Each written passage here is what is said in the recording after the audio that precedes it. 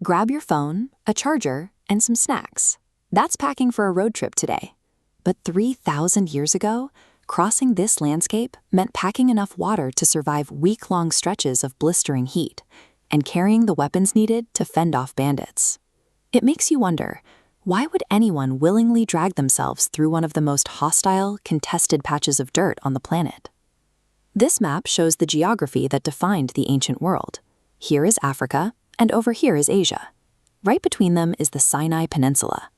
For thousands of years, if you wanted to walk between these two massive continents, this was the only way across. Because it was the only land bridge, every merchant carrying incense and every army marching to war had to pass through this exact spot. Controlling this threshold meant you oversaw the wealth and trade of two entire continents. Welcome to the Ancient Explorer's Survival Guide. To understand how anyone survived this crossing, we have to look at the specialized tools and knowledge used by travelers 3,500 years ago. Step 1. Pick your route. The most reliable option was a path known as the Way of Horus.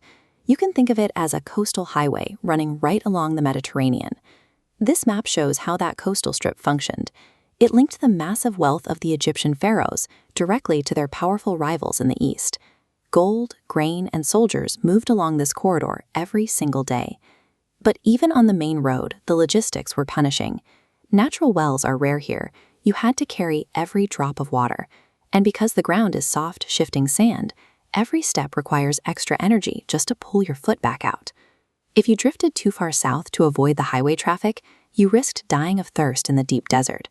This made the narrow coastal strip the most valuable piece of real estate in the region. Choosing the right route wasn't about saving a few hours.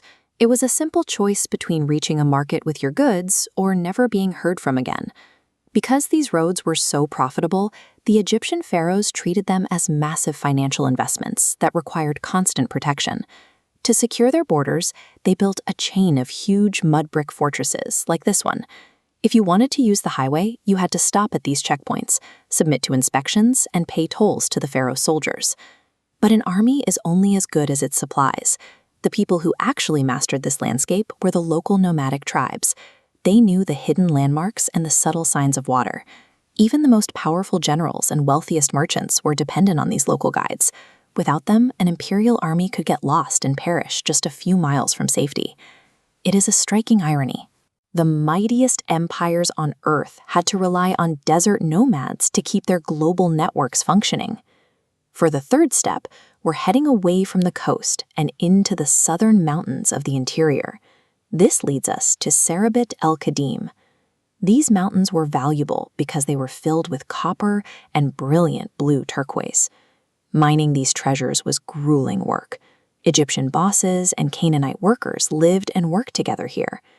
To communicate across languages, the workers took complex Egyptian hieroglyphs and simplified them into symbols representing single sounds. This new, simplified script spread back along the trade routes. Over centuries, it was adapted by the Phoenicians, the Greeks, and the Romans. The turquoise mines were eventually abandoned, but the phonetic letters born in those pits survive as the ancestor of the text you see on your screen right now. When we look at this map again, the desert doesn't look so empty. It was actually a crowded network of fortresses, mines, and highways. The empires that fought over this ground eventually fell to ruin, but the routes they carved across the Sinai endured, continuing to move ideas and goods between continents for thousands of years. History isn't just made in grand palaces, it is forged on the difficult, dusty roads that connect them. Next time you see an empty space on a map, look a little closer. Which ancient crossroads should we make a survival guide for next? Let us know in the comments.